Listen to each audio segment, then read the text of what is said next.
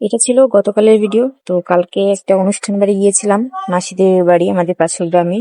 তো কালকে আর টাইম পাইনি এডিট করার, এই জন্য আজকে পোস্ট করতেছি। এই যে পাশের গ্রামেই মাসিদের বাড়ি।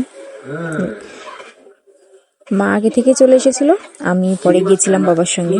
এই যে গ্রামের পরিবেশটা আসলেই কি সুন্দর, চারিদিকটা মনে হচ্ছিল যেন একদম সাজানো, ভালোই লাগছিল। এই যে অনেকদিন পরে এসেছি, এই জন্য একটু চারিদিকে দেখছিলাম, হাঁটাহাঁটি করছিলাম। আর মাসিদের বাড়ি সবাই কাজ করছিল, আমাকে কিছু করতেই দিচ্ছিল না। এই যে এখানে অনুষ্ঠানটা হবে, এই জন্য সবাই এখানেই ব্যবস্থাটা করছিল। আর গ্রামের সব থেকে একটা ভালো লাগার বিষয় হচ্ছে যে কোনো অনুষ্ঠান হইলে আশেপাশের লোকজনেরাই সবকিছু ম্যানেজ করে, নিজেদের থেকেও যেন মনে হচ্ছে তাদেরই অনুষ্ঠান। দেখো সবাই কিন্তু আশেপাশের লোক, তারা নিজে থেকে এসেই কত সুন্দর গুছিয়ে কাজবাজ করছে। অন্য জায়গায় হলে হয়তো আলাদা এক্সট্রা টাকা দিয়ে কোনো বাবুর্চি আনা লাগতো, কিন্তু এখানে না। এই যে এখানে রান্নার ব্যবস্থা সবাই করতেছে, সব কিন্তু আশেপাশের লোকজন নিজেদেরই, যে তারাই সবকিছু নিজের হাতে ব্যবস্থা করছে।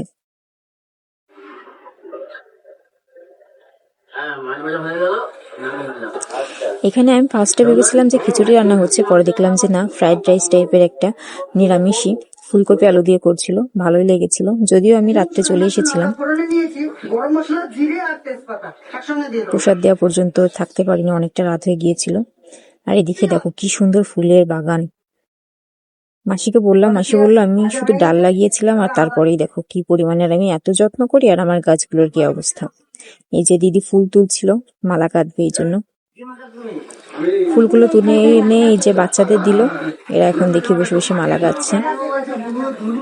মানে সবাই, কেউ বসে নেই, সবাই টুকিটাকি কাজ করতেই আছে। আর এদিকে আস্তে আস্তে রান্নার সব কাজে মোটামুটি গুছিয়ে আসছিল। আমার আর কি কাজ, বসে বসে সবার সাথে কথা বলছিলাম, আর একটু একটু বোরই হচ্ছিলাম, কারণ কেউ কোনো কাজ করতে দিচ্ছিল না। যদিও তারপরে চলে এসেছিলাম, বেশি রাত পর্যন্ত থাকিনি। এই যে এই জিনিসটা কে কে খাও? আমি তো যেখানেই পাই মিস করি না, আমার খুবই ভালো লাগে।